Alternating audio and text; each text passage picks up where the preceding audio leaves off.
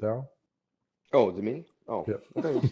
Oh yeah, it's me. Sorry. Wake up, Daryl Daryl. Jackson, Daryl, and I was the um, worked for USA Rugby as a rugby development officer for New England, and I'll be coaching with the Centaurs this year.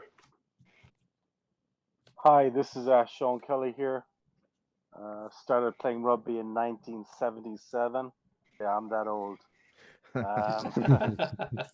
Um, Played in Ireland, played in England, played in the US. Former president of the Wolfhounds, president of the Super League for 4 years in 2009, 2012, and just a rugby head joining tonight. I gotta follow that, Sean. Come on. Sorry. It's Shaggy. I am a coach of South Shore Sharks Youth Rugby. I also contribute to the Mass Youth Rugby organization. I'm Steve Cygnus, a coach with the Rentham Barbarians. Okay, fantastic. And as I said, my name is Daniel Mejia. Now, actually, guys, we flubbed the beginning, so we're just going to keep rolling. For those of you that just joined us, or for those of you that are going to be watching later, this is this is our past podcast. Welcome to Youth Flag Rugby Discussion. Again, our podcast. It's non-contact mixed gender rugby union. Just honest talk. Some of us may sit on different boards, but we are not representative of any of those bodies, be it USA Rugby, Myro, any SRO. It's just basically us hanging out, having a discussion that is relevant. Again, I'm Daniel Mejia. Chris, can you introduce yourself one more time and do JJ also? Sure. I'm Chris Cuddy. For the purposes of this podcast, I'm Rugby Dad. I've been playing, coaching, reffing rugby for 25 years or more. But for the purposes of this, I've got a kid in middle school, high school, and youth flag rugby. Hey, JJ, one more time. I apologize. Yeah, that's okay. So it's Coach, for those who know me. I set up coaching kids for 9 years now. Played rugby in Australia growing up, and currently sit on the board or sit on the committee for youth in Myra.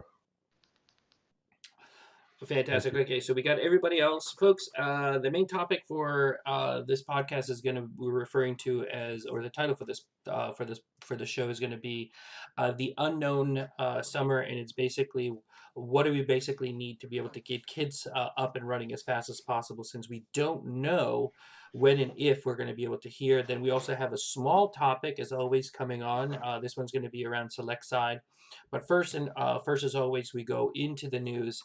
And oh my goodness, there is a lot of news going on over there, or going on right now. So anybody want to tee us up in what's going on with the news? JJ, Shaggy.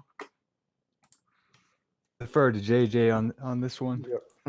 Yeah, I'll take this one. So, so we've had some brief information come through, and there's some publications from Rugby USA that they're filing under Chapter 11.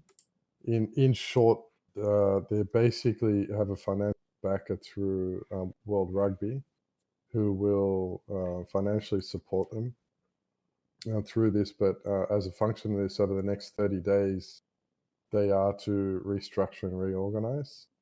And there is I think a court ruling to ratify this and approve it effectively. And then post that, we don't know, but that's as much information as we have. I think from discussions we can assume that World Rugby is going to be looking obviously closely at the financial management component of it, and potentially we would assume also that their involvement would probably be at arm's length post the completion of restructuring. That's the involvement of youth rugby you're referring to, JJ? Yeah. And I think that's as much as I know. Yeah, well, so with the Chapter 11, so the complete restructure is gonna, it's gonna include an entire turnover of the organization, and hopefully with the restructuring, we can get to a sustainable place, because the way that we got here is just, it's not unfortunate. It's just it just doesn't make any sense financially. So I mean, it's unfortunate we got to this point, but we needed drastic change, like real drastic change. Yeah, and I think those views are coming from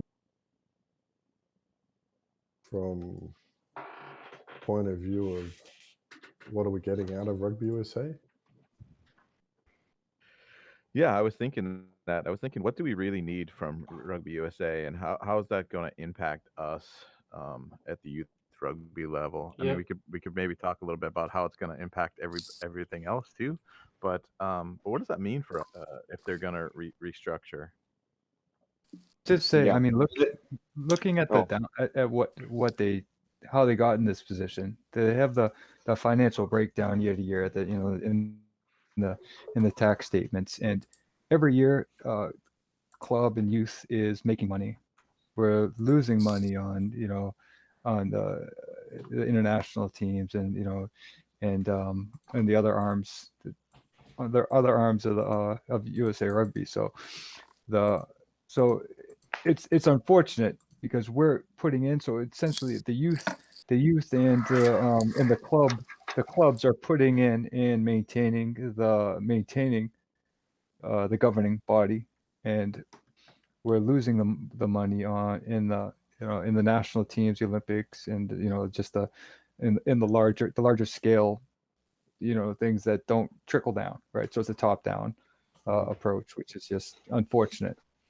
So And as far as I can see, that's been happening since before I got to America, which was 1995. Wow, that's a big statement. the problem is, so this they're relying on the philanthropy to take up the slack for the national teams in development in the international events, and we're not getting that. That's you can't rely on someone donating every year. You don't, if you don't have the product to have sponsorship for it, then you don't really deserve that product. Tying in the youth and the clubs into a product that you're relying on donors every year for, it just doesn't make any sense to the people, to the arm that's self-sufficient. Correct. And Doesn't the make any problem sense. the problem there is as the U.S. national teams and the sevens teams get better, the expense and the cost goes up. So therefore, the money they're taking in at the youth level and the other levels, plus the sponsorship they're getting, is not covering the expenses that they're throwing out by having teams at the World Cups in sevens and 15s. Yeah, Right. yeah. And one of the right now the USA Rugby hosts basically about 23 different national championships throughout the year, and that's for both 15, sevens, youth, and high school, but mostly probably senior level in your international or your larger tournaments. And those 23 different national championships are expensive to run. They're trying to run them remotely. They don't make any money on them. In fact, they've been losing money on them. So a lot of the ventures that USA Rugby has tried to get in bed with have just not worked. Some of them were just clear mistakes. Some of them were just miscalculations. We've had in the United States basically about three different. We're on our third professional league. We've tried to host large scale tournaments. We've tried to bring teams over from around the world to come play in exhibition matches. Those have been expensive and have not paid off because of the sheer numbers of fans watching. We've tried a couple different TV ventures or apps and channels, those haven't worked. And so sometimes I look at it as it's almost a larger picture where it's just not, even though we feel like we have good numbers to grow on. Our numbers, just like a lot of governing bodies, oops, our numbers have been decreasing, which is a shame because our youth numbers are actually increasing. So it's our bread and butter for a long time has been college and men's and women's adult rugby, but those numbers have become stagnant. So, is the issue here that youth rugby is propping up USA Rugby, but we're getting nothing back in return? Well, it probably depends on who you talk to with the board. I mean, I know that some board members felt that even though youth is an important piece of it, but it's such a long payoff, right? It's just such a long game that they just didn't see the putback in funds and money. Is my guess. Yeah, I mean, I think that's the question on the table, Sean. And what the sentiments that I hear over and over again over the years is that is what you said is correct. Is that we don't necessarily need youth funds. That's pretty Who's noisy. knocking down the kitchen? So is it Tegan joining us? I think that's Tristan. Is it? So we a lot of people think that we don't need USA Rugby, and I think across the country, if you aggregate it all, that could be the case. Hey, I gotta give them some credit. We got Daryl. Daryl's here through USA Rugby, so I appreciate that. And Totally. USA Rugby does provide us some other services as right And, as well. and, and how many years did that take, Chris? Yeah. Right. A lot longer than it lasted, that's for sure. Yeah. I mean, it's the numbers of income and expenses just are obviously swayed from the development side up to the national side. Even amongst that, I mean, the sevens team is doing all right. It seemed like our big sink was 15s. We couldn't quite, we couldn't get our national 15s team to come close to making any money, and trying to promote the national 15s game really sunk us. And it's unfortunate because we have a winning product in our sevens game. So I'm not saying you should abandon as an organization one type of play, but when one can make you money and you're in financial trouble, it just makes more sense for growth and financially. What is the question on the table tonight, guys? Well, yeah. Where do we go from here? Yeah. Where do we go from here? Well, so right now we're just like So right now we're just doing the news. So we want to discuss what's going on with USA Rugby. We showed a little bit of the 990 that we saw.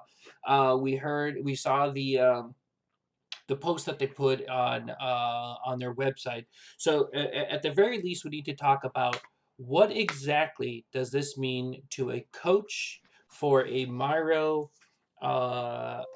flag rugby, youth rugby team. So that's the first thing that we want to sort of crack is what does it mean to us? What do we need to do, to be able to move forward here? What are the things that we need to be concerned with? Insurance, whatever it is. So let's talk about that.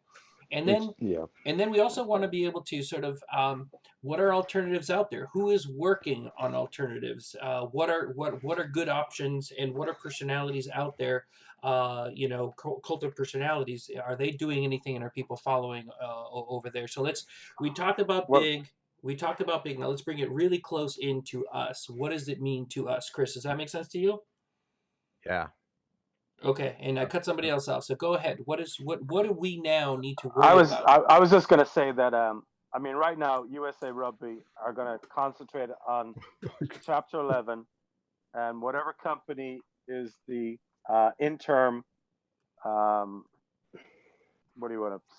that they put in charge, because actually my wife is actually a bankruptcy consultant, and she's done Chapter 11 for about 20 years. She's out of it now, but they're basically going to put a company in charge to run USA Rugby while they reorganize and restructure, and hopefully World Rugby steps in and takes over and so on and so forth, and will put their own CEO in place with their money.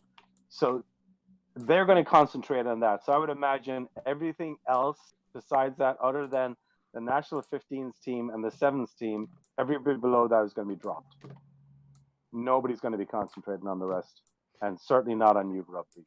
That's my take on it. Yeah, I think you're right. Which I think. Agree. Yeah. No, I'm sorry. Go ahead. So, and what does that mean to the Barbarians? What does that mean to the Irish Wolfhounds? What does that mean to the Sharks? What do we need to start being concerned I with? think this is an opportunity, guys. If you don't like the way USA Rugby has been running youth rugby, now's the opportunity to step in and say, hey, give us the reins. Let us do it from whatever perspective, whether it's club level, whether it's state level, whether it's geographical level, whether it's east, west, whatever it is.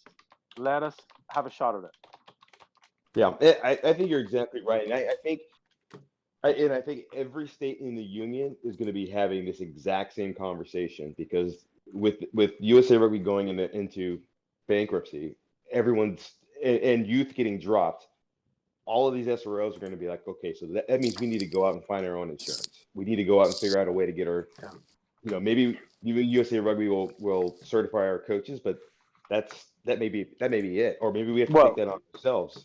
And then you do it. And then the other thing that locally that I find a little frustrating is that Myro has not, Mass Youth Rugby has not come out with an official statement, because I think that is also adding to the uncertainty that we as individual clubs don't know what's going to happen. And I feel like Bill Good, who is on the Congress, has had ample information. He's known about this for a while. He knows what's going to happen. He's talking to other SROs.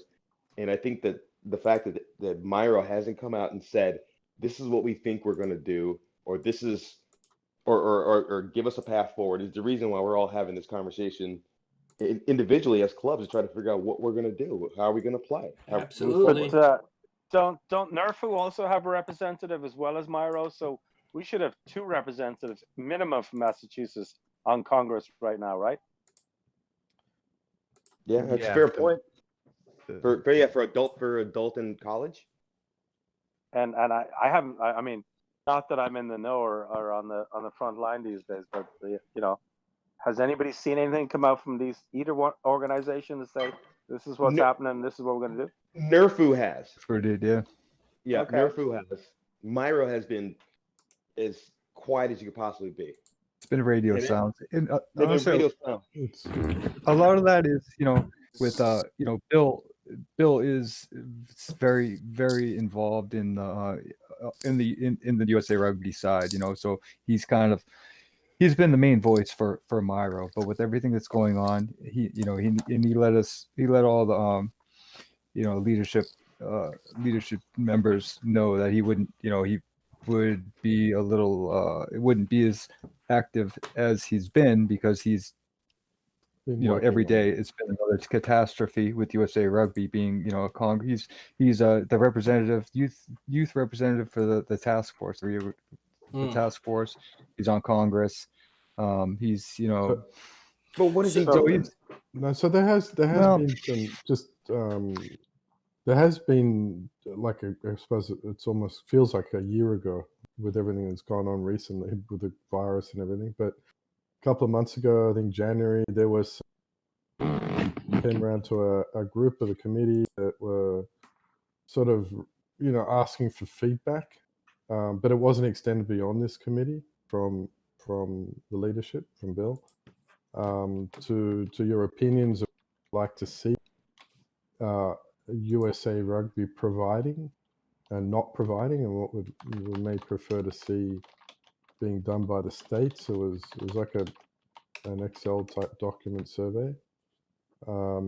So I would imagine the way forward here is, first of all, to ask Myro, well, what is going to happen? What support are we getting?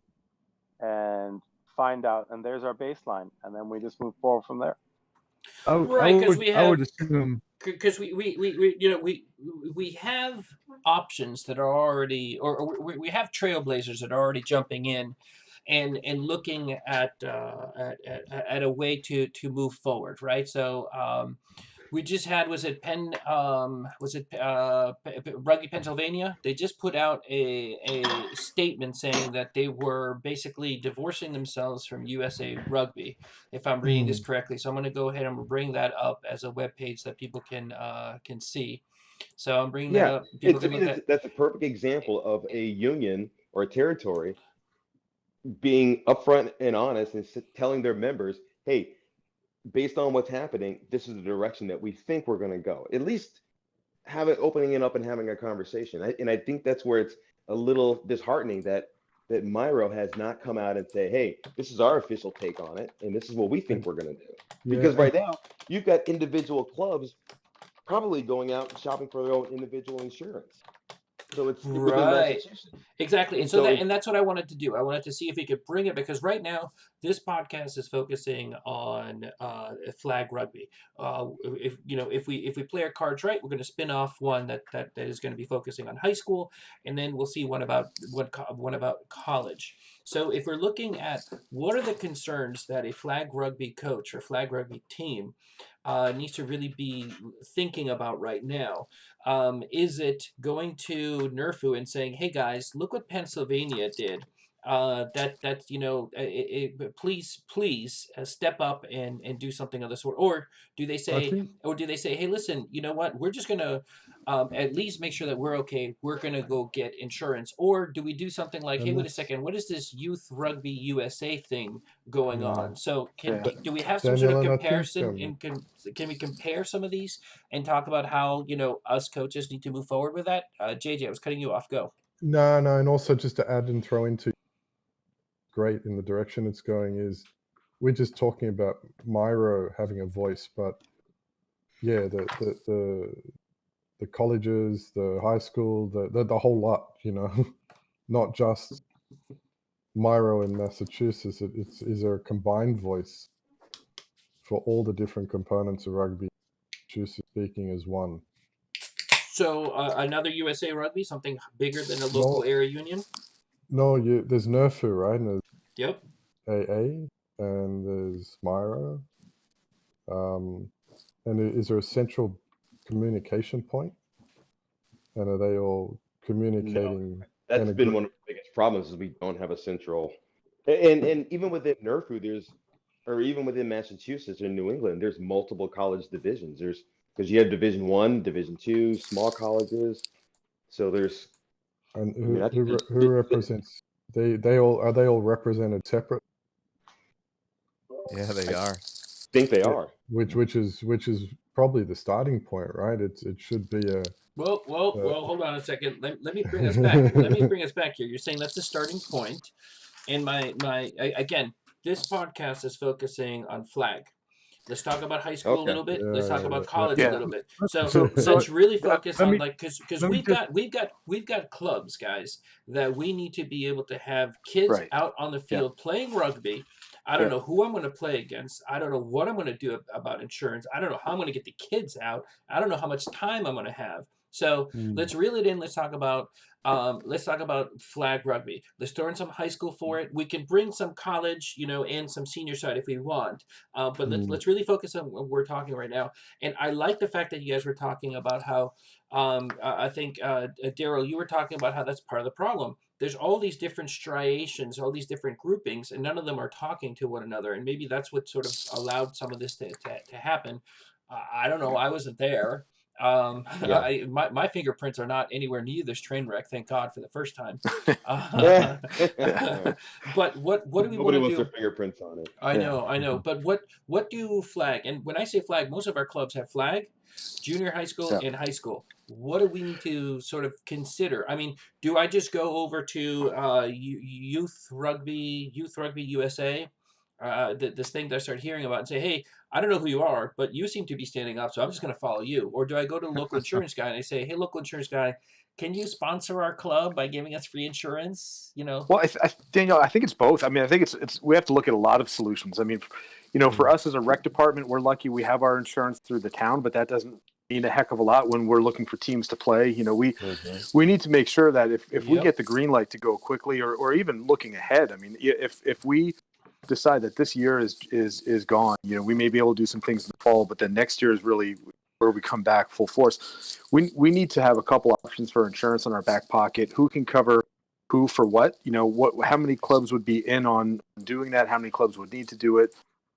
Just so we don't struggle as we get closer to the reality that, you know, we may not have USA Rugby, we may not have youth rugby organized, or, you know, the SROs or anything. Well, So we started a process within my. I shared a few around. JJ, you're and breaking up a we little bit. JJ, can you say that again? You're breaking Sorry. up a little bit. Can you hear me now? Yep, you're fine. Yeah. So we started a process with thought process and an action process lead into action, which was here's some insurance companies. You know, we should start looking into this. Yeah. Mm-hmm. And so there's Yeah. a number of companies we can approach, but we just, I suppose we didn't get direction internally to go and do that. You know, someone picked this up, just go and do that. And Right. that's where it sort of fizzled in the end. If I'm Well, Jag, we got told basically not to. Everything was all set. So so from an SRO's perspective, we have the action in place. We already started initiating it, but you know, things with the chaos going on, you know, we're assured insurances we paid through, but with the current developments, obviously, you know, we're gonna reinvest our efforts into that. Our number one priority, my number one priority is making sure that we're insured. I think there's nothing else about governing body can do.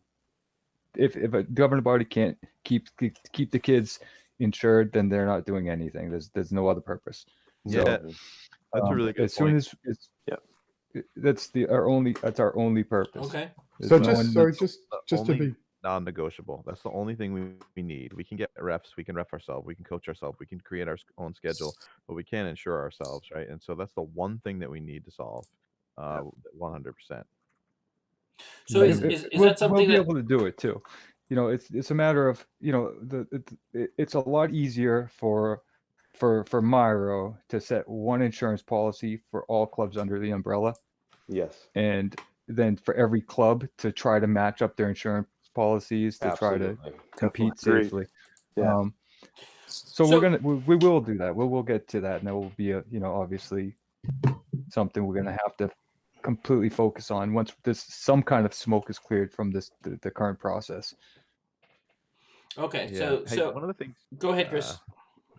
Yeah, one of the things that I think actually you're getting at too, Daniel, is that um, we're just looking for an alternative or a solution. If Myro would even convey the same message that Pennsylvania didn't say anything. All it said is, "Hey, we've got alternatives. We're in control. You know, relax. We've got some other pokers in the fire," and that's sort of what we wanted to hear. And what's interesting is, so far, the only thing we've heard from Myro about this is that there's a new entity called USA Youth Rugby. Don't Don't go to them. That's the Yeah. only thing we've heard about it, is like that's not an option, which I don't think we're saying is true right now. Right now, we need to keep our eyes and ears open and say, hey, is this a viable option?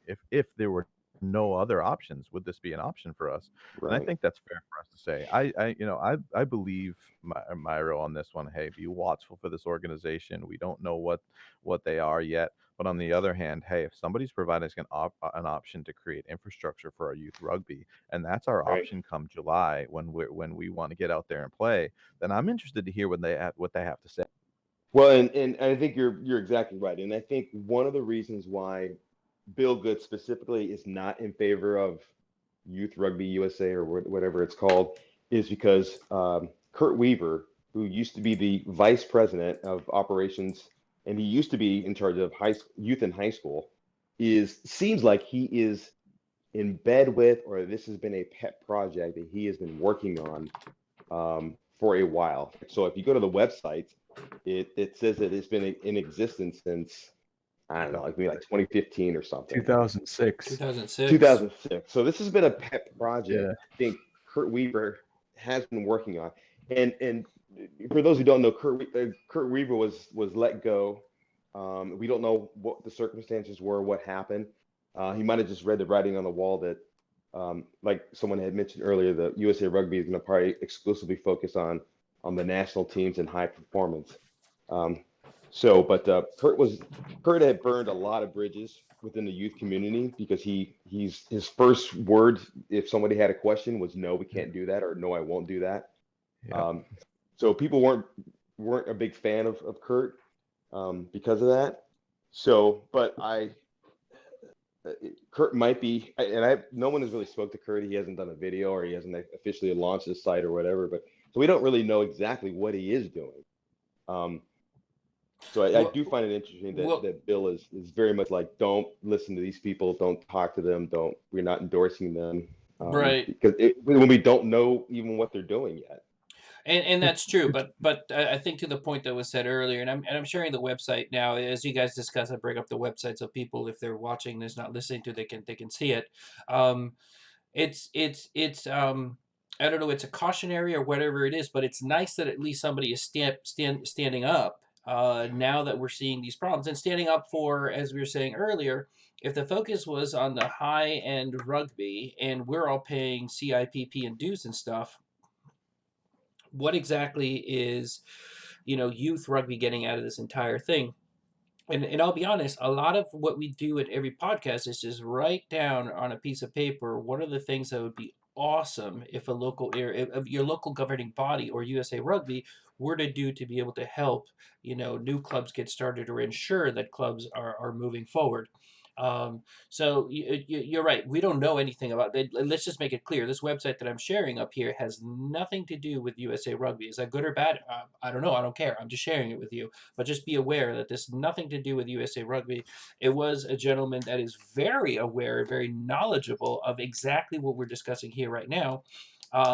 He seems to be behind this effort. But where is he going with this? What's going on? What's he trying to achieve? That's kind of there's some question marks, right, Daryl? We don't really know. It's a little bit unclear.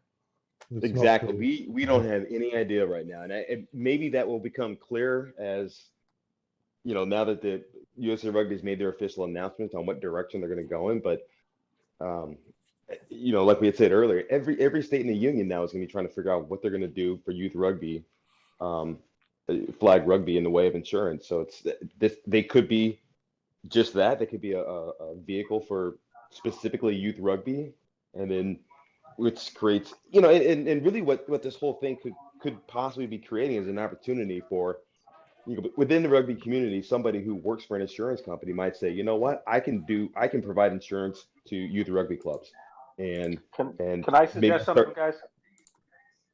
Go ahead. Yeah. Rather than waiting for somebody to actually on what we can do, why don't we just go out and do it? Just go to an insurance company and say, hey, Absolutely. Here we are. We've got 4, 5, 6, 7 clubs. We got kids.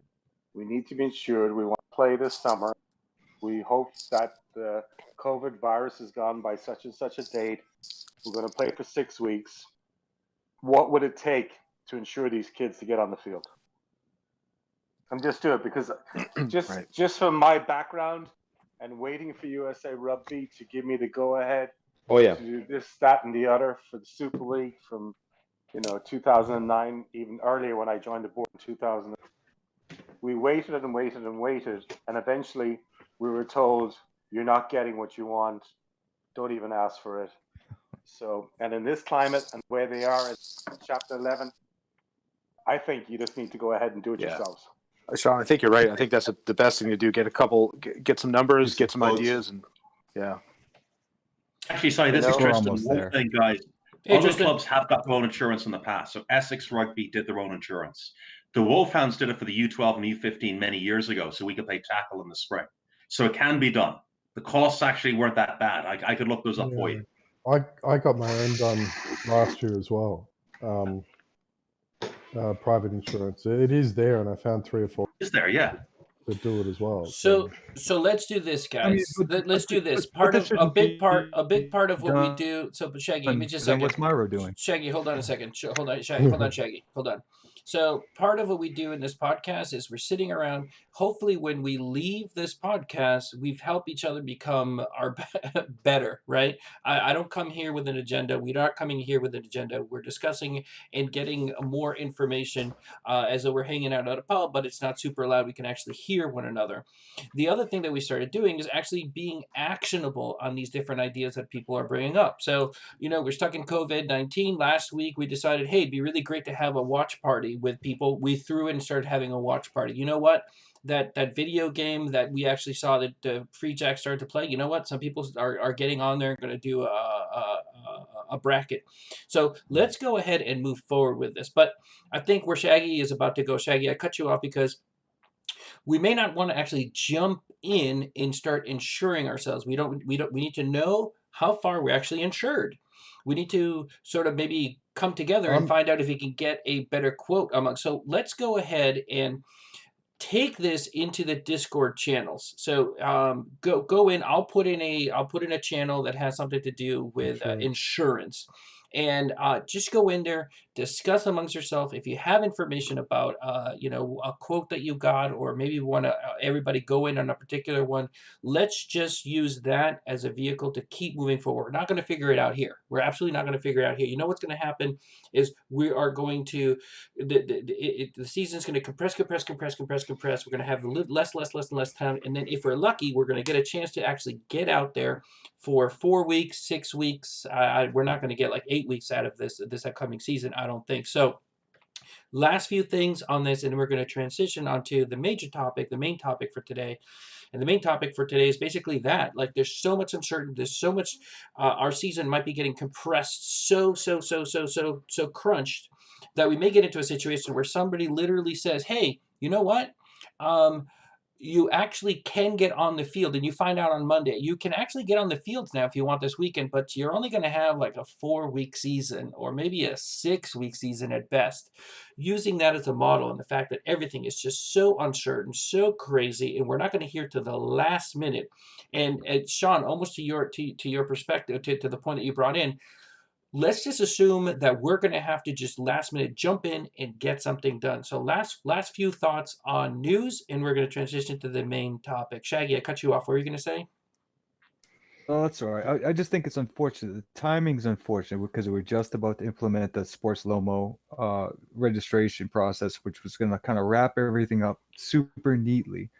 To Verge. So it's really beneficial that we stay under at least some kind of coordinated umbrella. So if not, so we can get that kind of coordination. If not now with Sports Lomo, that we can do that in the future, and neatly, rather than obviously get the best rates and then coordinate better.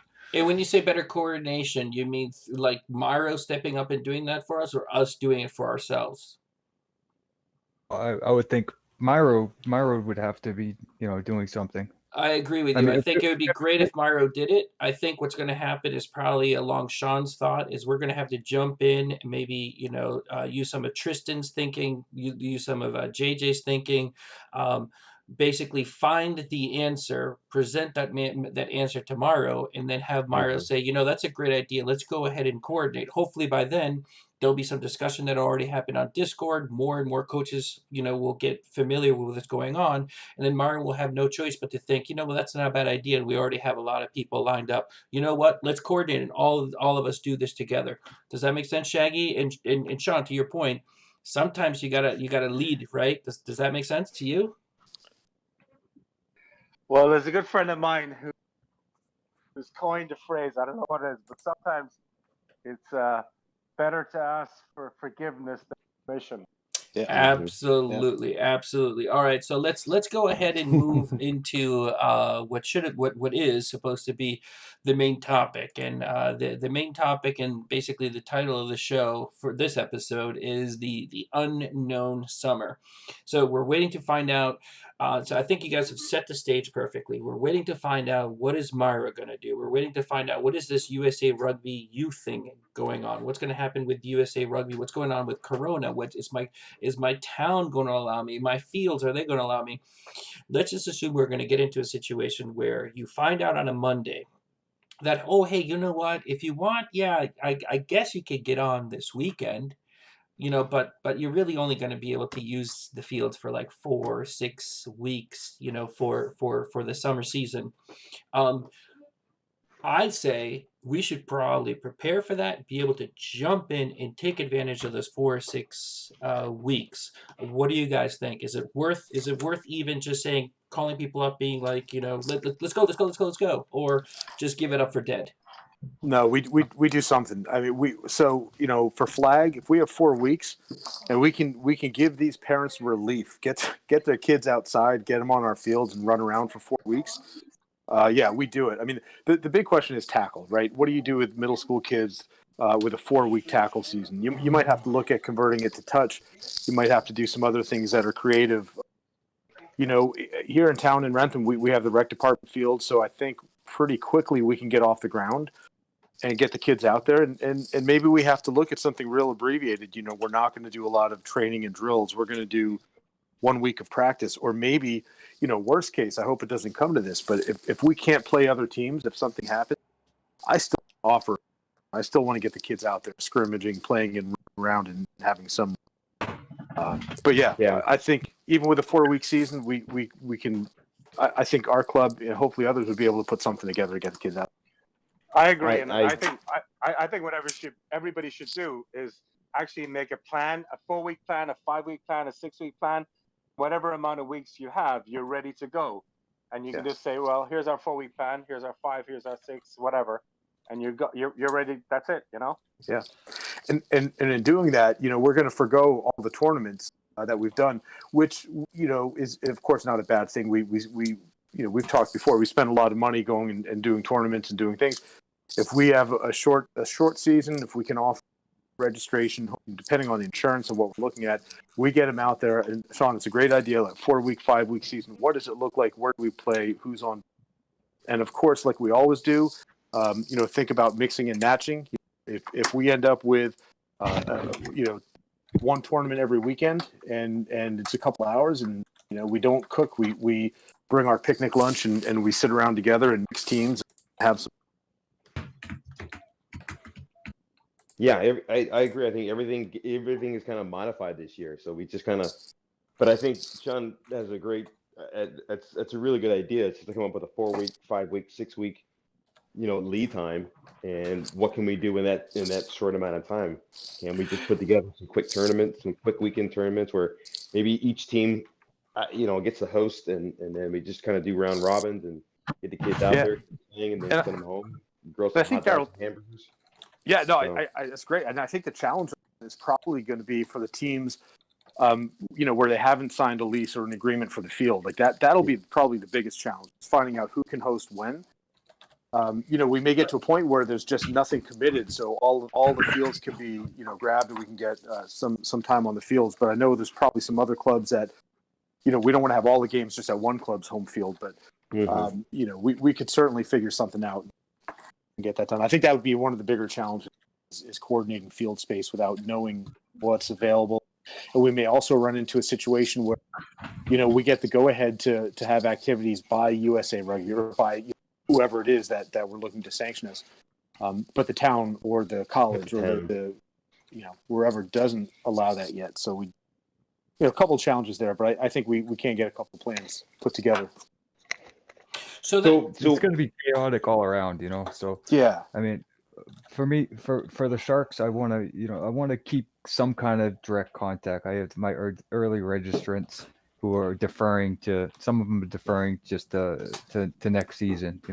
They pay for a spring and a summer. A lot canceled one, or there's deferring to the summer. So I'm trying to keep my plan is to keep a game plan in place on our practice days and just give it to them while we can't practice. So ideally, whenever this ends, we could just kind of roll in and keep that, keep the practice going and like just have some games together, whatever. Just get out there.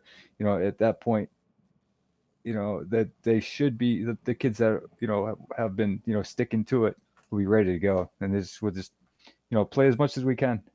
Guys, 2 days, get as many games as we can. I think with limited it's all fields, good. let's coordinate and combine practice by age group, combining the U12 like we did in the winter session. Exactly. Tristan's right. You did it over the winter. You all went to your point. You all brought your kids. You all brought your coaches. So even set up a plan to do that. So if fields are not available, then you bring whatever players you have available, and then you make those teams and you combine teams and you play games. That's all you need to do. Yeah, I really like that. It just sort of brings us back to the roots, right? It's just about people just playing and and just figuring out and making a way to make it happen, which is exactly sort of the spirit that we want, right? What do we want to accomplish in rugby? We just want kids to play, right? And we just find a way to make it happen, and that's the spirit that I'd love to happen from the bottom to the top. And it's some of the spirit that's been lost, right, with the creation of the bureaucracy of that's sort of puts obstacles in our way. But yeah, that's all we want to do is just find a way to make kids play. That's a really good option for us. If somebody has a field, we all converge. More than that. It's the rugby way, right? It's the absolute rugby way, and I'm so glad the discussion went in this direction, because what happens when you don't have enough players? You just go, and the other team lends you some players. In this case, it's going to be more of a situation of, and actually it happens. It happens anyway, where you don't have enough players. Two teams come together and they go to the one team that does have a field and has a full team. So it's kind of like the type of situation where half players will travel, half field will host.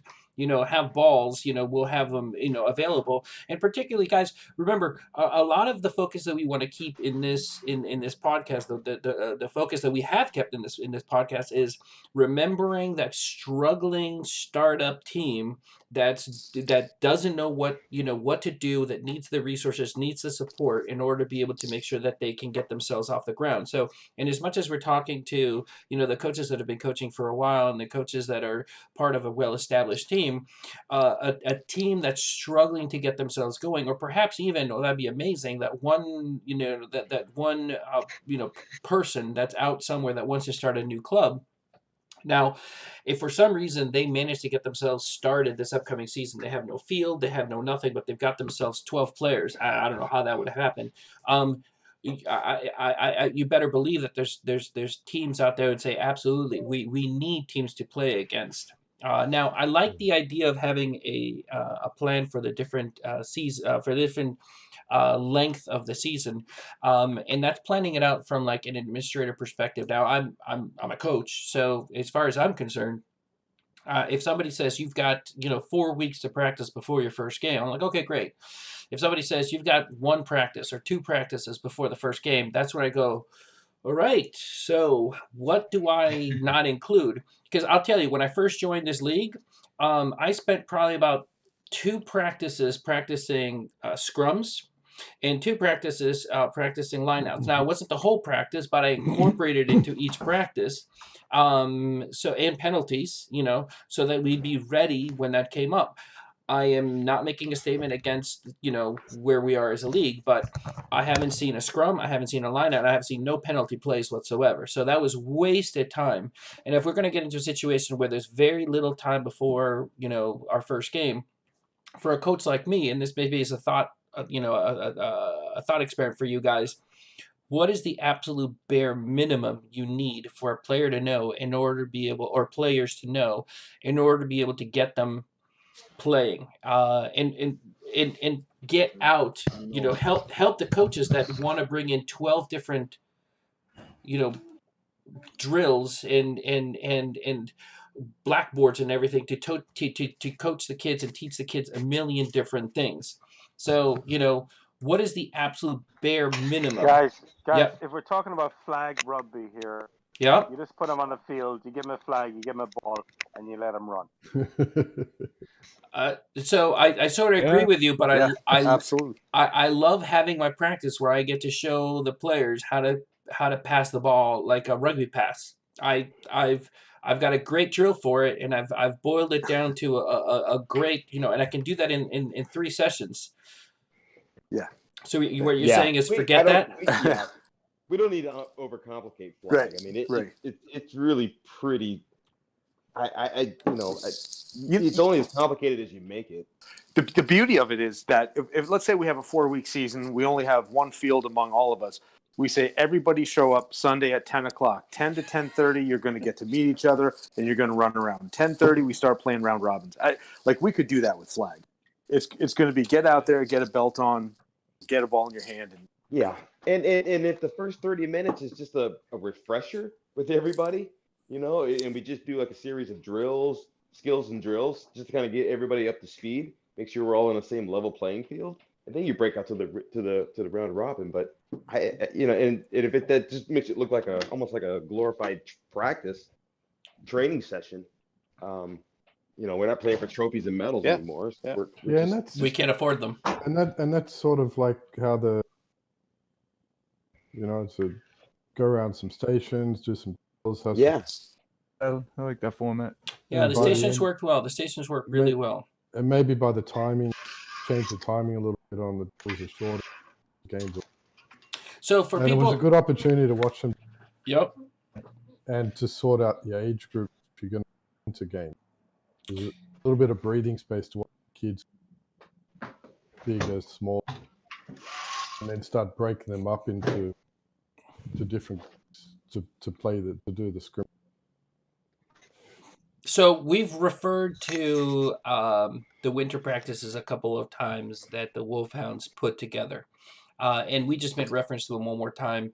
And it's easy for us to reference them because we were all there. But somebody help me out.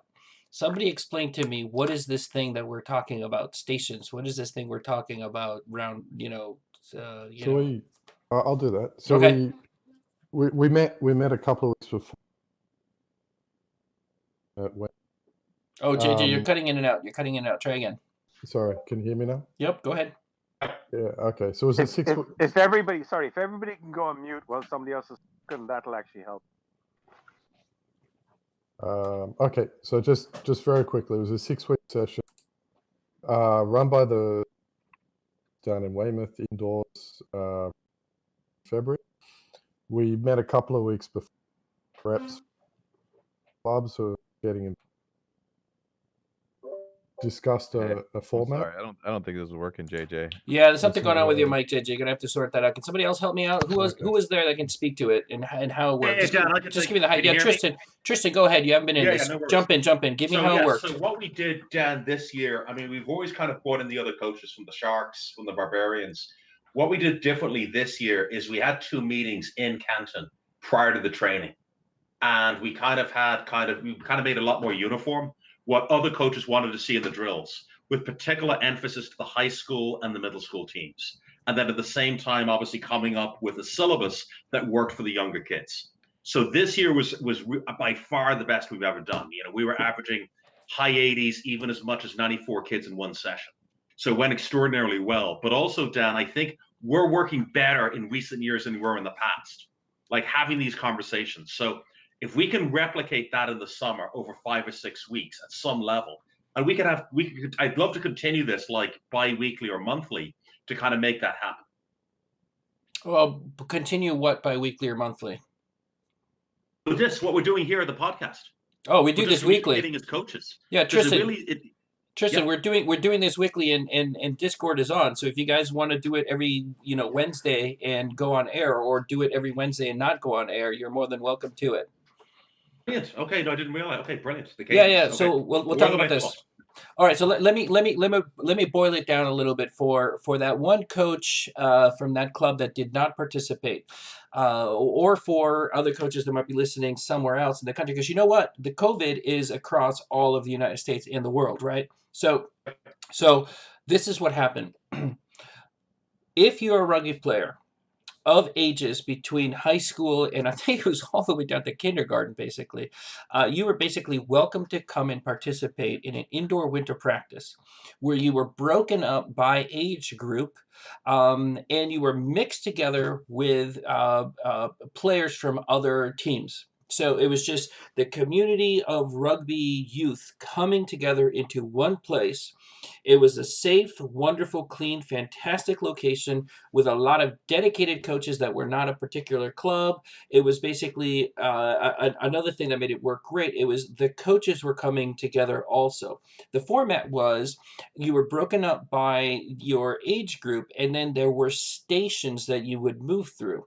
So a team of coaches were able to execute a drill for an age group that ranged from high school, moved all the way down to very young kids.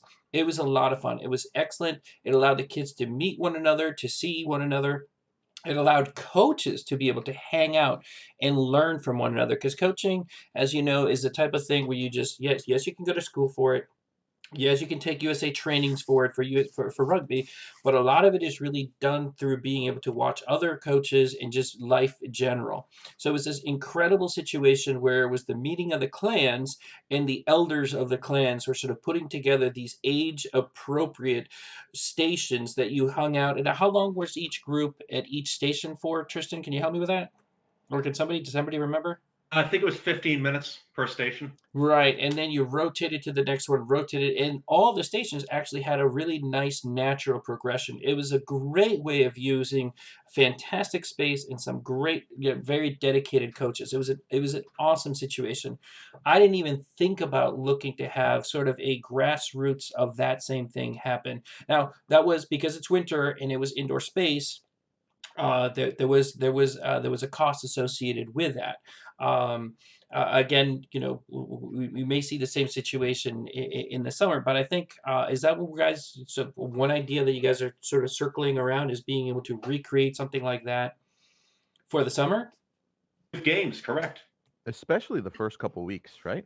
If we're not ready and we just want to get a bunch of people together, that would work really well to organize something quickly. Yeah, that moved up. And I think we it'd be a lot easier to get a couple of the Free Jacks involved in this one as well. I think. Oh, for sure. Yeah.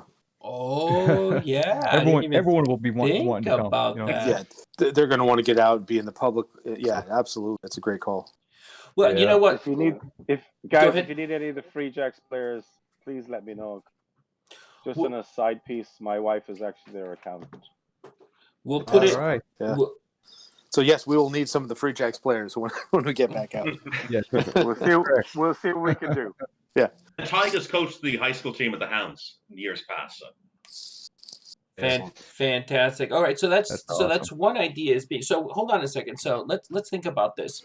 So the scalability. I thought it scaled very, very well, but let's throw it out there and just think about that. In the summer, so Tristan, I think you, Sean, you guys were participating. Can you tell me about how many kids participated in that winter training? We had the maximum number down was 94. That was the highest number. Actually, I think Tristan actually went up to like 124. Yes. Yeah, it did. Yeah. That's fantastic. So yeah, I think as it started to gain more momentum, more people heard about it, more kids, more parents were freaking out about their kids, being stuck indoors. And I just needed to, my house wasn't going to survive my two kids, all winter without doing something like that. So 120, that's a pretty good number, because I was thinking that might be sort of like might have been sort of like the very dedicated, the I don't want to say the cream, but just sort of like the very dedicated group, or the very desperate parents were bringing the kids to there. It's kind of like the select group of players were going to that. Now, how much bigger is it if we extrapolate out? Because that's a lot of youth clubs and a lot of high school clubs. If we want to start thinking about it, having everything in one place. Is it something that we could do in the spring also? In the summer also? Yeah, why not?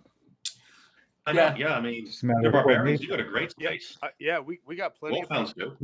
Yeah, I know in Rentham we got plenty of fields, and we have the rec department that backs us. In fact, we just irrigated the whole back field, so the fields that we've been playing on the last couple of years are going to be even better. So yeah, we'd be happy to host people if we could. So let's. And don't forget that was only half a field, right?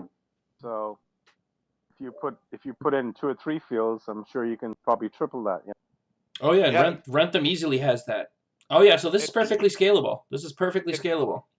Yeah, and we actually have, without a lot of other sports going on at that time of year, we have 3 soccer fields on the east side and 3 lacrosse fields on the west side. So we have a lot of space where I'm part of the rec department in town. So they're great. They've been really good to rugby in Rentham. So yeah, I'm sure we can make something work.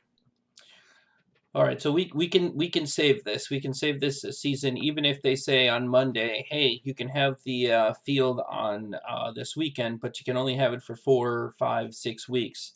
It sounds like we're coming together to make something actually really special, and not only for rugby skills, but the whole concept of camaraderie and rugby community that I think somebody brought up earlier. I absolutely love that. All right, do we have more that we want to talk about this, or we're going to move over to the short topic? Is there more that we can think on this? Well, one of the things what you said earlier about actions, right? I would like to sort of start out, maybe just because because this is what I do, sit on calls all day, every day. Yep. But I heard like, hey, let's have a 4 or 5 week plan. I had, hey, let's get going on, insurance. Just send out some feelers. I just give you a couple examples. We talked about Essex created some their own insurance program. The Wolfhounds have done it also. Other organizations, it would appear that Rugby Pennsylvania's figured it out. I believe the West Coast entities have figured it out. So we can drop some feelers out there and get some insurance, get some ideas about what folks are doing for insurance. And then the last one was starting the notion that we could pretty much ad hoc create this sort of skill session jamboree on quick notice if we head into this year.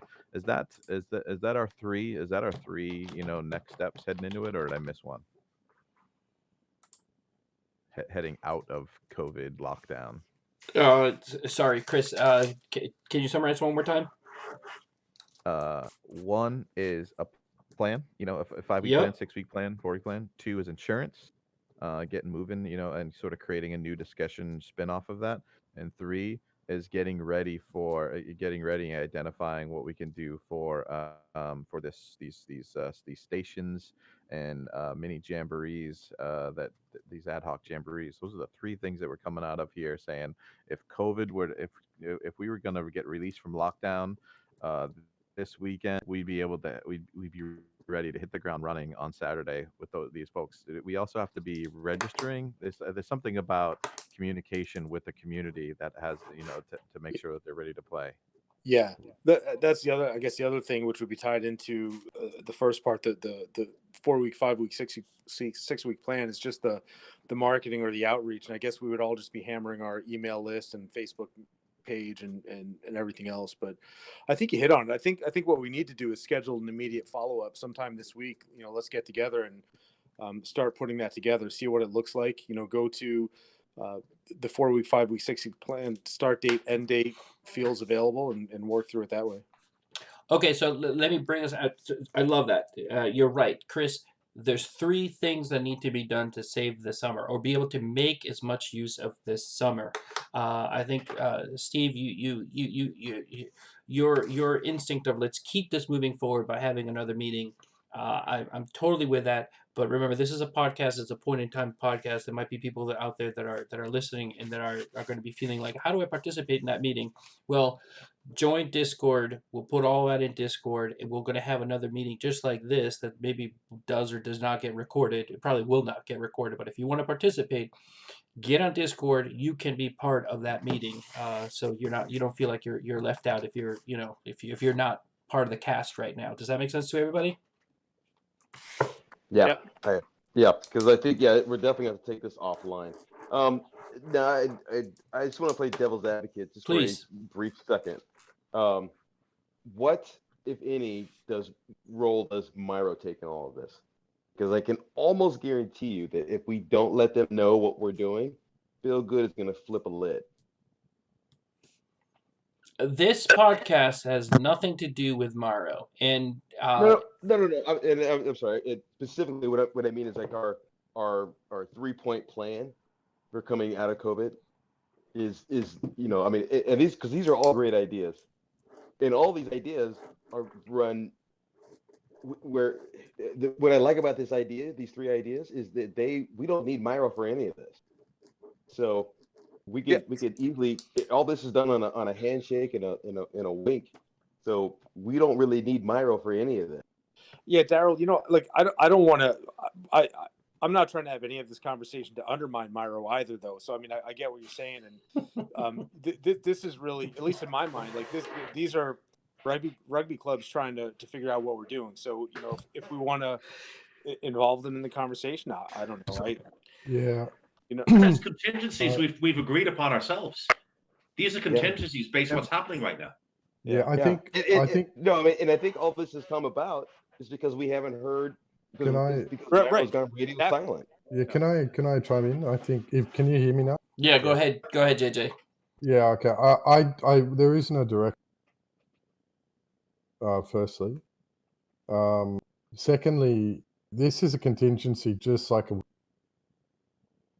Yeah, now you're cutting out. Yeah, your mic is. Sorry, No. so Well, I don't know whether it's your speech just- pattern or what it is. So let's do this. So just to abate people's fears about JJ, I mean Daryl, I totally get it, but to abate people's fears about us doing it underhandedly and not engaging Myro into this, dude, this is a podcast that's going out there for there is absolutely.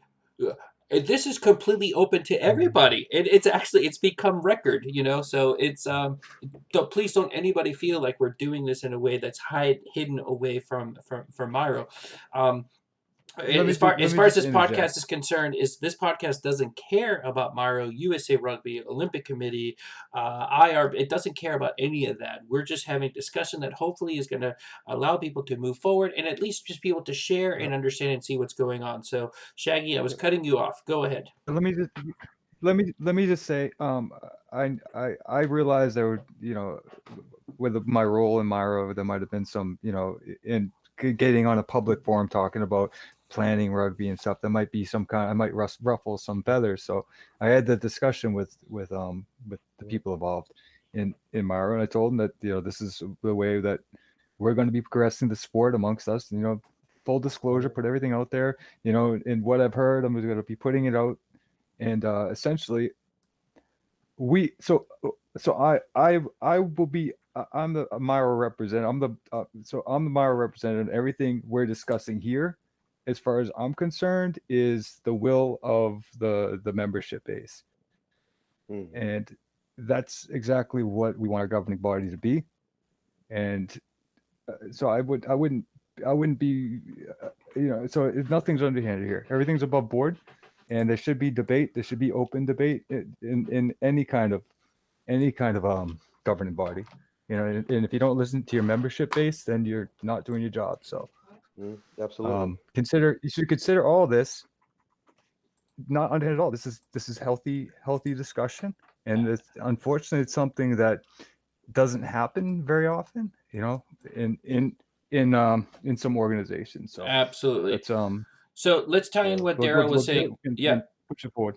Yeah. So let's tie in what Daryl was talking about. So Daryl, just to make sure that everything is on the up and up, let's go ahead and make sure that Myro is aware of the podcast and they can listen to it, so they can hear absolutely everything. There's nothing that was hidden. Two, if Myro or representatives of Myro want to join the Discord so they can see the efforts of who is talking to what insurance company or what other topics have come up that might be stepping on the toes of what Myro feels is their envelope, great. They're seeing it happen. They can reach out to individuals and say, hey, you know what? You've put a lot of effort to that. You actually did some work that we should have been doing. I appreciate that. Thank you very much. Or they can just basically jump in and say, you know what? I don't know about that.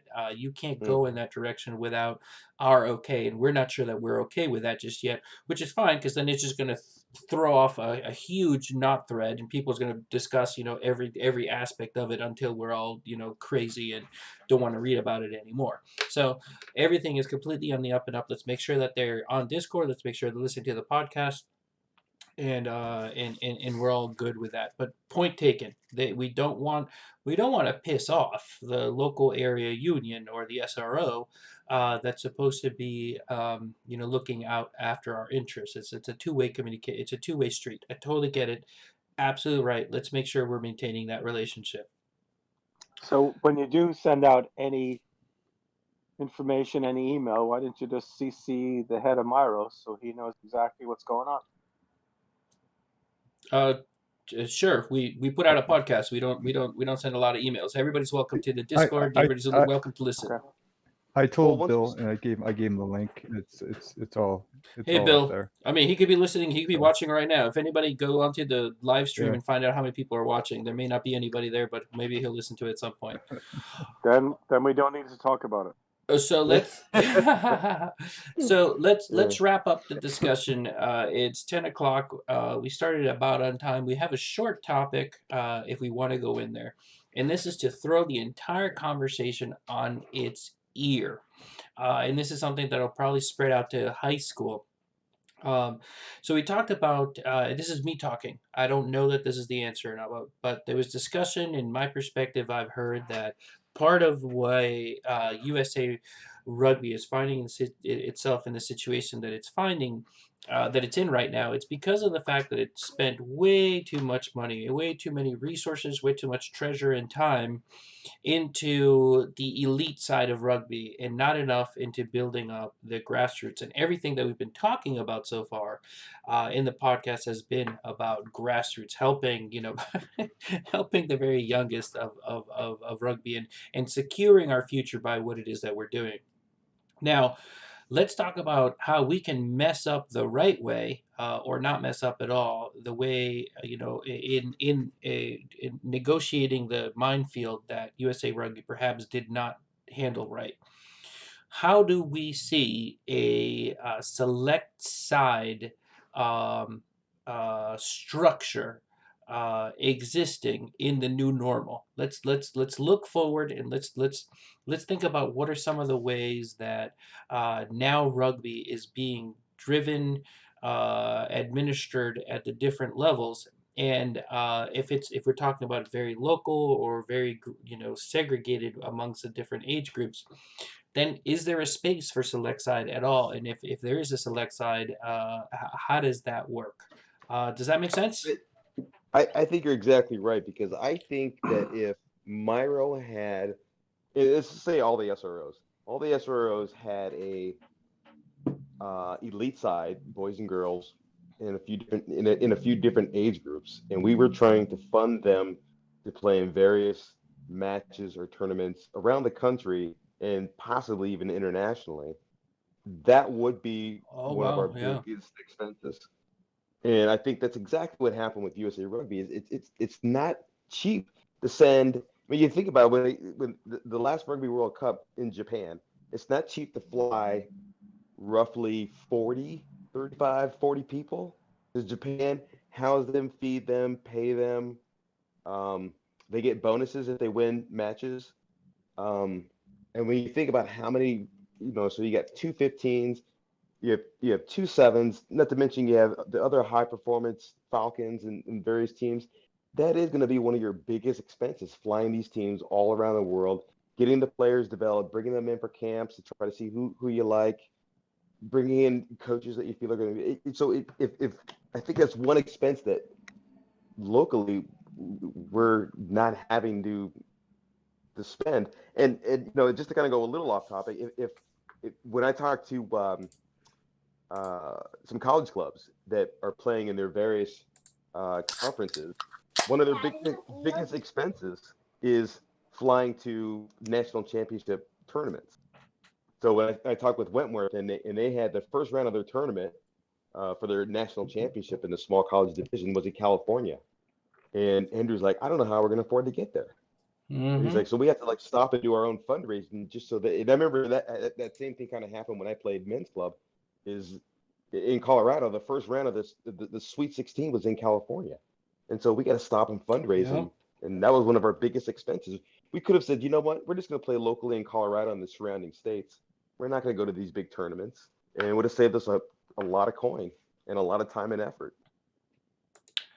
Yeah, I like the thought though that if you have select side, it's almost like you're seeding inside of each one of the different clubs that those players come from, you're seeding a much higher level of awareness of where rugby could be. Not only are you bringing them in and allowing them to play at a much higher level, you're coaching them, hopefully, at a much higher level. And then when they go back to their clubs, they're inspiring, if not also being able to sort of bring up the level of play. So I have a very hard time with select side. I like I like the club structure. If your club, just keeps moving through, keeps moving up, the right people just happen to be healthy for the right games, and you keep winning, and you keep moving through the road to nationals, and then at some point you get kind of Daryl, you alluded to the fact that those players were being paid, their expenses were being paid. At club side, you just have to pay for yourself. So it may not be necessarily the best players; it's whoever can afford to do it.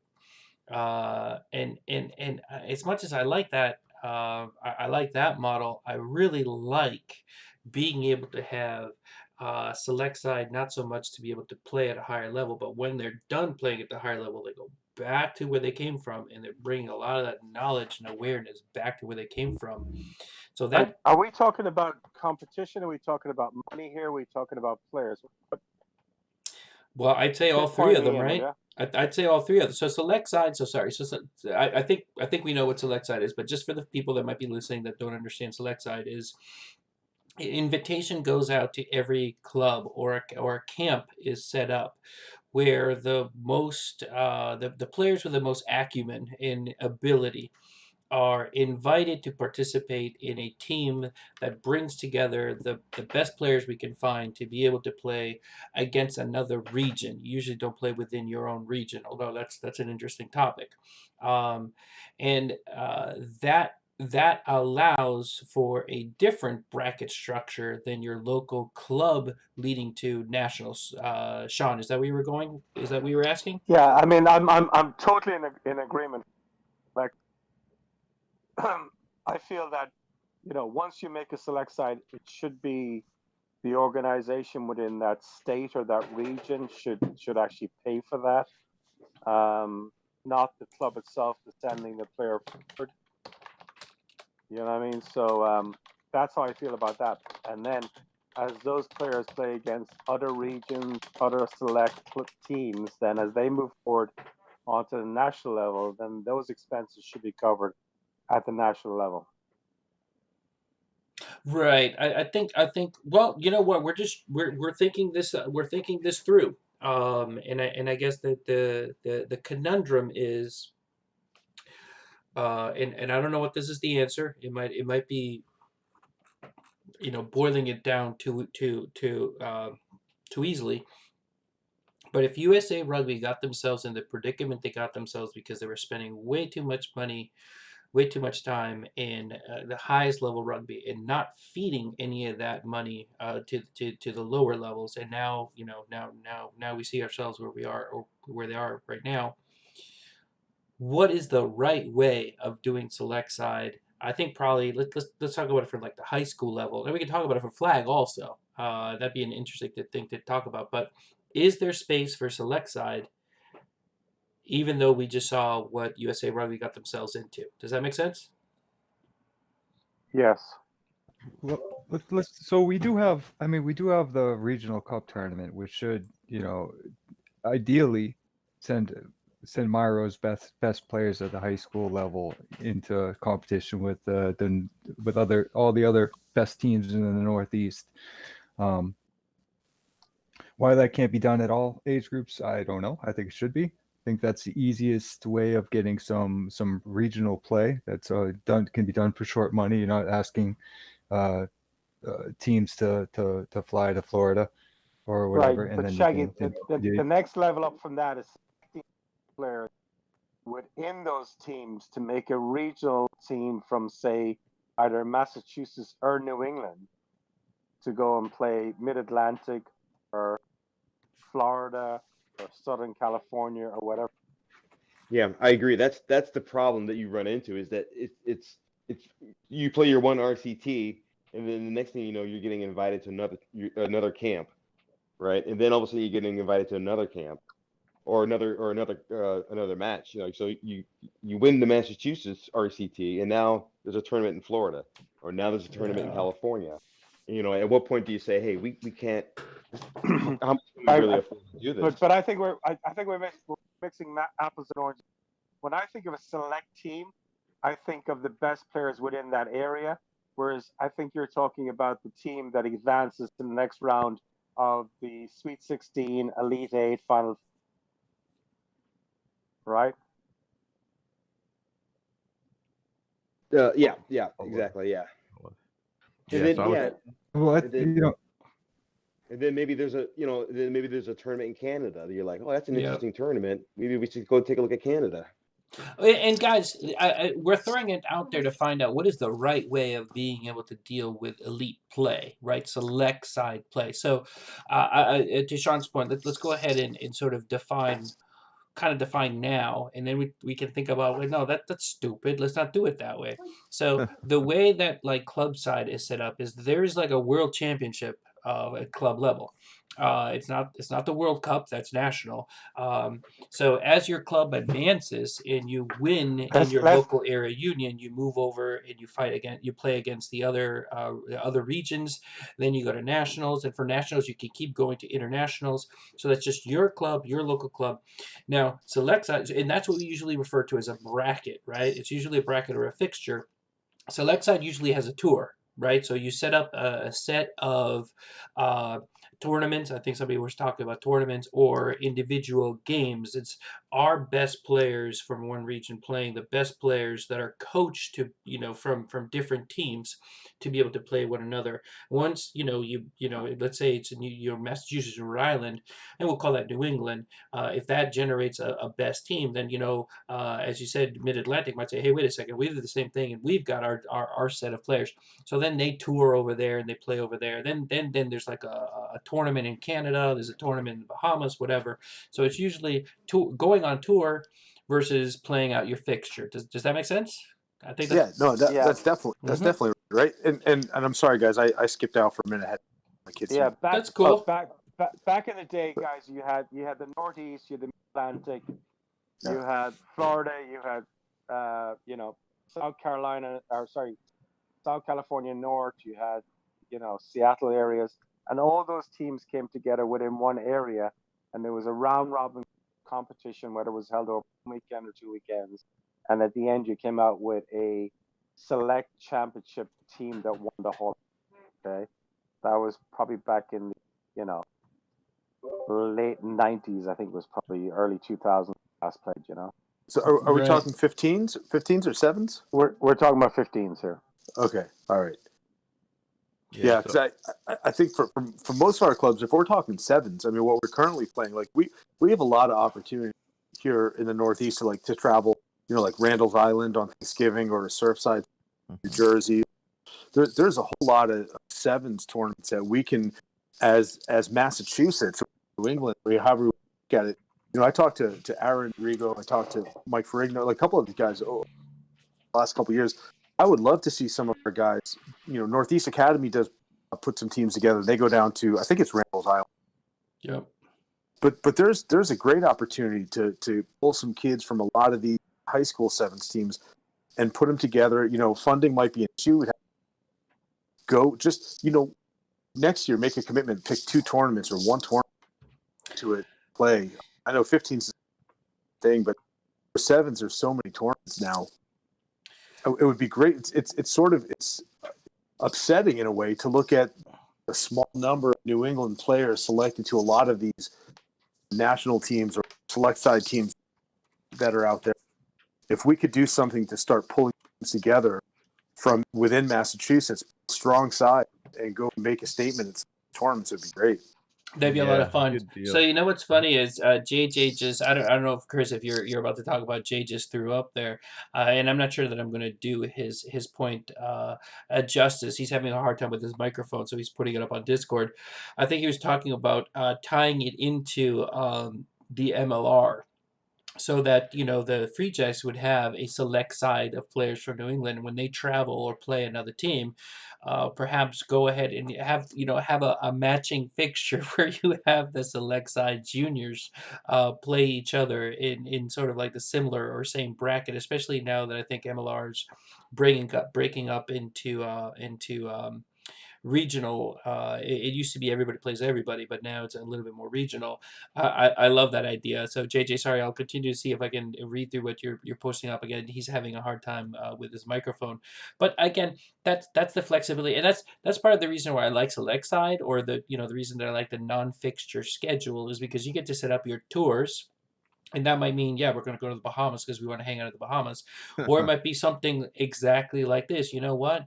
If the free if in order, well, no, let's just say it. If the Free Jacks, if a professional team has the bandwidth and they want to have the outreach program to be able to put something like this together, oh my word, would that be incredibly fun to be able to have Select Side tied itself, brand itself that way. Again, that might just be pie in the sky talk, but that's just such a good idea. That is just so cool. Yeah, it is a little bit pie in the sky that way. I could talk about this forever. You all know that I'm crazy. My family's crazy. We Mm. go try all the select side stuff that we do, but I'm kind of try to keep it simple because we're running short on time. One, Yes, they are, Chris. I want to talk about one is that what's the problems that we're trying to solve here with the select side, and I see quite a few. One is that USA Rugby's been inefficient with the way that they've handled select sides because you basically always have to go to San Diego or Colorado, and you've got to figure out a way to get there, and it's Yeah. relatively inefficient. Two is that two this really bothers me is that there's almost nobody representing the USA from New England. It's very unusual for folks from USA, and because and so and that's been bothersome. And then Chris, that hasn't changed in 25 years. Okay. Right. right. Yeah, it's a Well, problem. well, I mean, I think part of this discussion is looking to change some things like that, and I think part of it is that recently we haven't been participating in the existing program. So now I'm gonna switch it to actually the infrastructure that is in place or is being put in place that actually it's available and we're just not using it. One is the RCTs. Massachusetts hadn't gone to the RCTs for high school in 5 years until last year when it was in our backyard. And then two is the National Development Academies. If y'all not familiar with it, there are 8 regional development academies, and one's right in our backyard, Northeast Academy. And there's another one. There's a couple down south. There's one in Santa Barbara. There's Atavis. There's Tiger Rugby. There's Scion. Maybe you know some of these names, but there's 8 across the country, but we're not tied into them. And one of them is because they don't have the infrastructure to support youth. So there's very little youth, in particular, in the Northeast Academy, where other academies do sort of try to get some youth going. But then there's these other sort of for-profit, or it would appear to be for-profit academies that actually are doing some work with you, and that's where my kids are, have been able to get involved in the likes of Atlantis, which is one of the big ones. Um, Rhino Rugby Academies, another one, and this era is another one that that's probably the biggest name and a for profit, not regional really, but just a for profit rugby academy. And but the problem is that's pretty costly, and you got to be really dedicated and have some and have reasonable resources to afford that. But there are solutions out there, but one of the things that we were talking about is, even if we were talking about it in the youth level, let's just say we have some 13-year-olds or some 11-year-olds that are really good at rugby and they need another challenge. And there's another group of 15 kids in the next state over, Connecticut or New York, that are primed and ready for the challenge. And the infrastructure is not there at the younger level. It is there at the high school level, but it's by the way, I forgot to mention the same thing JJ does, is the Free Jacks are trying to start something. If you don't know, the San Diego Legion has started an academy the Seattle Seawolves has an academy, and the Free Jacks are trying to start an academy called an academy for the older kids, and then the Junior Jacks for the kids that are 14 and up or something like that. We just need to basically be communicative and help endorse these programs. But additionally, I really like the idea that JJ was saying earlier. Is what's to stop us from grabbing a bunch of 11-year-olds who want to play more rugby at a higher level and connecting them to the 11-year-olds that are in New York, let's say at Play Rugby USA, and having them play each other and go on a little tour and have some fun. So there's two sides of that, and then those are the kids that maybe you're going to end up growing in our organization to represent the Northeast on a national side. That's my mic drop. Nope. Okay. Your mic drop. Okay, I thought you were saying your mic drop. No, we can hear you. No, that makes a lot of sense. I didn't realize the Free Jacks were starting to try to do something like that. I mean, again, it points to the fact that this costs money, and either the players themselves are going to absorb that, or we're going to need to find ways of funding it. And I don't know. You can't ask players to absorb. Too young, they don't earn the money. It's got to come. Yeah, that's really true. At the age where you're 18 to 23, that is not a time in your life where you have money to burn on rugby travel. No, on flights and planes, hotels. So maybe it's just too expensive. It's not worth it. It's a great, wonderful, fantastic thing. But you know what? There's a lot of incredibly over-engineered things that just don't pay back. They just don't, return on the dividends. It's a great idea. It's fantastic for a very small percentage that is completely and absolutely unsustainable. And we should just say, you know what? It's awesome. We're not doing it. No, we should. Because guys, at that age is where you learn so much of the game. Yes, but you know what? You know No, what no, I mean? no. At that age in the United States is where you learn a lot of that. I think USA Rugby has just proved to us all that is completely unsustainable, and it's a losing proposition. Now, that's just my perspective. That's just my perspective. If we want to talk about long term growing the sport, it's hard to be able to compare it against other teams because other teams have already been doing it in other countries for a very long time, and their level of play and also their engagement and also the money associated with that is there. So if we can get the beer companies, the sports companies, the whatever companies, the telecoms to fund it all, or a local professional team, great, then it's sustainable. If not, all we have to do is say, hey, look what USA Rugby did, right? Yeah, I know. Yeah. I've been involved in USA Rugby in this country since 1995, and I've jumped through all these hoops and all these fences then at every level, and it's extremely difficult to get funding from anybody, and you just have to do it from grassroots. Just got to come up with it at your club level. You got to come up with it at one thing that's never been funded state level, other than which used to be called the ITTs, which NERFA used to actually fund way back.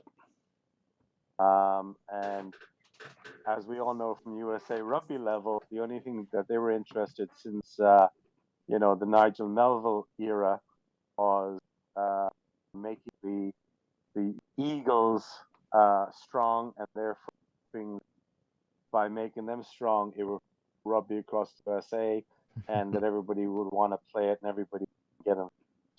And as we know, really. Right, exactly. It hasn't worked. There's one thing that I want to say, Daniel, that you and I think JJ is saying, by via text, is that I'm thinking that we don't need to think bigger the way that you are talking about sponsorships and finding a way to fund it. I think what I was hearing earlier is we got to think smaller. Like there's currently not an opportunity for Massachusetts to play against Connecticut or Rhode Island or New York, and that's not expensive, right? That's a road trip. That could be a day trip or it could be an overnight trip. And I think what JJ was saying the other day is like there's nothing better for a family or for a group of people to go on tour, even if it's a small one. You're still staying at a hotel. The kids are playing in the pool. You're on tour. fun and and it builds camaraderie and it builds a community and it's not expensive. But we don't do that. We're not doing the small things. So back to what Sean was just saying, we always thought if you build the top big and it will trickle down. Well, we got to go grassroots, and the grassroots might be a little more simple than we thought. It might be picking up a phone and calling Play USA Rugby in New York, or following our friends in Rugby Connecticut and saying, "Hey, you got a bunch of 12-year, you got a bunch of sixth graders who want to play, or eighth graders, whatever it might be." And I would be surprised if they didn't say, "Yeah, so long as we have insurance."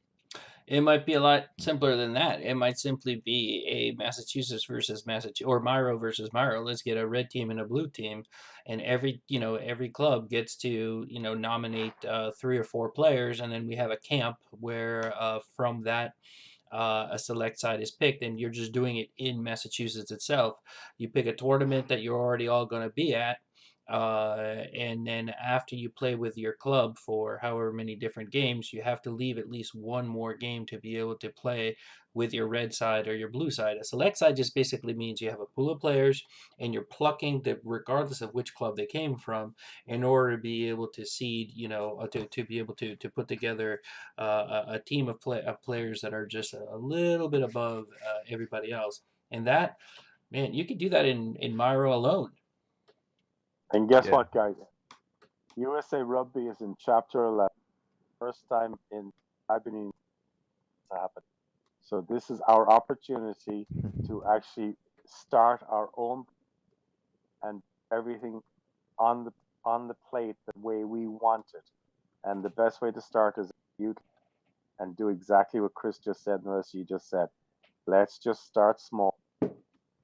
Yeah, I agree with Sean because as USA Rugby goes through their bankruptcy, it's going to become glaringly obvious that their primary focus is going to be on the national teams and high performance, and they're just going to have to, and they don't want to do it, but they're just going to have to let youth and high school go and say, "You guys do what you can. We'll say a prayer for you, but there's just not a whole lot we can do to help you right now."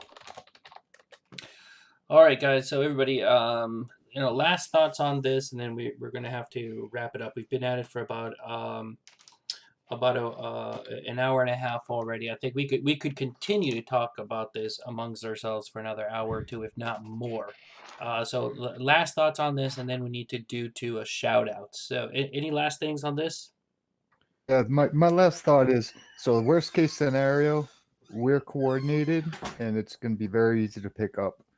And if USA Rugby falls apart, we're still good to go. As soon as this COVID thing stops. So long as you get a ball, a pair of cleats, and a gum shield, Shaggy, we're ready to go. Absolutely. I completely agree. All right, folks. Yep. So let's go ahead and wrap it up. We'll start at the top. I think Chris, you're at the top. If you have any shout outs, go ahead and give your shout outs. I think JJ's having a problem with his mic, but so Chris, go. Yeah, so actually my shout out well, it's for everybody. It's to everybody but that came here, the newcomers. That's great. But for JJ, I just want to wrap up with what JJ was saying. He was sort of responding to how do we get our rugby organization involved, and JJ made a few really good points. I just wanted to bring it up is that, Miro hasn't come to the table yet with a solution or telling us that we have a solution or alternate path. So we're just brainstorming some alternate paths. And what we're talking about right now is just a group of clubs doing something. If Miro wants to be involved, we would love it. I think we've been trying to get Miro involved in types things like this before, and they haven't. But this is just us just throwing out some ideas. Very much so like what we did with the winter format. We would have loved for Miro to take over the winter training for the Wolfhounds so that Tristan and Mike didn't have to organize it all themselves. But that wasn't the way that rolled out. And then finally, just I really appreciate, and JJ really appreciates what we're doing right here, kind of coming up with solutions. And I would hope, because we are Miro and Miro is us, that we are all appreciative of each other out here and coming up with solutions and plans to continue rugby this year. So that was actually JJ's thoughts that I paraphrased. So shout out to JJ and everyone. Perfect. Yeah. Well said. All right, so I guess I'm next. I was about to say the same. New people, Sean, thank you so much for joining us. Shout out to that. Shout out to the few folks, not the few folks actually, the handful of folks that joined the Discord server. Lots of channels there to start discussions on.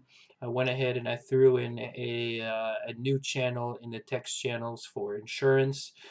So shout out to the people that are getting involved by going into the Discord and perhaps driving the conversation forward. All right, who's up? That would be Daryl. Is it me? Okay, I got two things.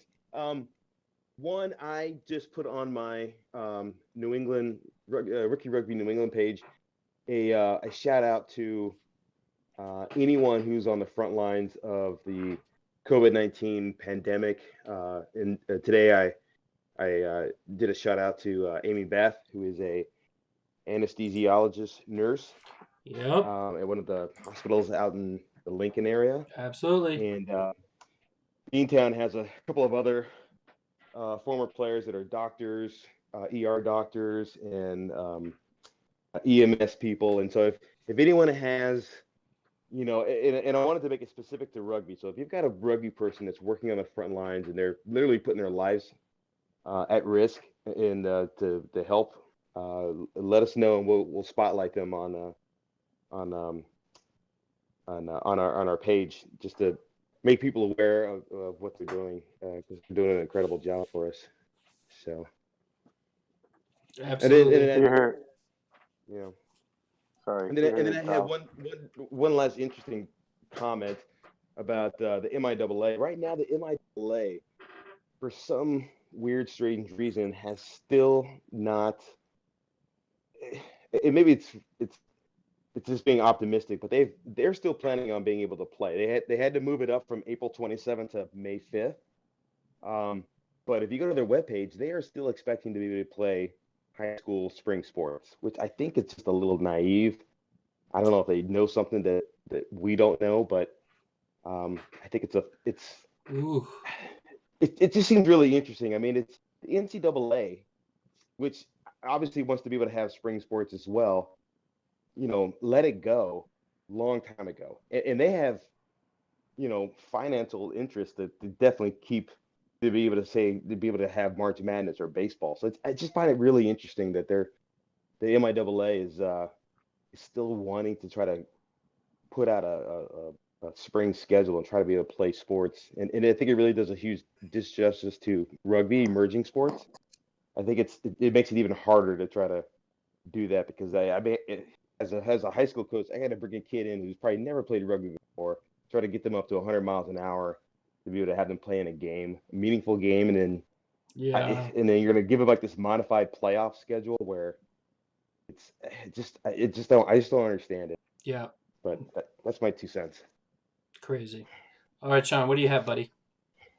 I just want to concur with Darrell, and definitely anybody who's fighting fire, better person than. And I just want to thank JJ for inviting me on tonight. I'm not a coach, I'm not a player anymore, and if I can contribute and help, love to, just by, prior knowledge and history. Anyway, thanks very much, guys. Thank you. No, thank you.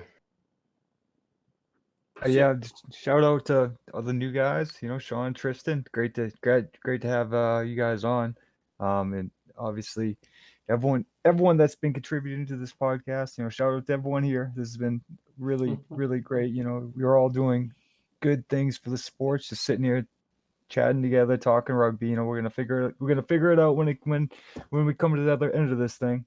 And I'm just gonna echo what JJ wrote down his shout out here. And his shout outs to the nurses, doctors, and those working on the COVID-19. Prayers to all. I'm going to double that with my own. So thank you, everyone. So, yeah, I got a couple shout outs tonight. I guess the first one, echo the COVID-19. Everybody out there, rugby friends, and my wife, too. She's out still tonight at the pharmacy. She'll be home soon. But my big shout out this week is to Daniel, not only for kind of putting this together over the last 4 or 5 weeks. It's been a lot of fun. It's been enlightening, but the biggest thing is if anybody has not seen Daniel's video, he could have had a career in theatrics. Was it Chuggers for Quarantined Ruggers? Daniel made an epic post this week and was the highlight of my day the other day. So, Daniel, cheers and thanks, brother. A pleasure. I'm glad you guys enjoyed that. That was a little bit of comic relief. It was a lot of fun to do. Yeah, it was much needed. It was good. All right, folks, we're gonna keep the discussion going. Obviously, every week, Tuesdays. Please tune in. We'll continue going with this nonsense and banter and whatever. We're looking to be able to bring on a high school discussion because I think it's just natural, and now with COVID and there not being a lot, and hopefully bring people together to be able to just launch forward. Look for that in the future beyond that. If you can get to college also, that would be great. Join the Discord. It's just going to help us come up with better topics. It's going to allow us to be able to bounce off you guys, the general folks, and it's also going to allow to pluck people and just drag them into the conversation to be on air. So from everybody involved, it's been a lot of fun. Continue to watch for us because there's not a lot more to do. And with that, we'll see you guys next week Tuesday. Thank you very much. Bye bye.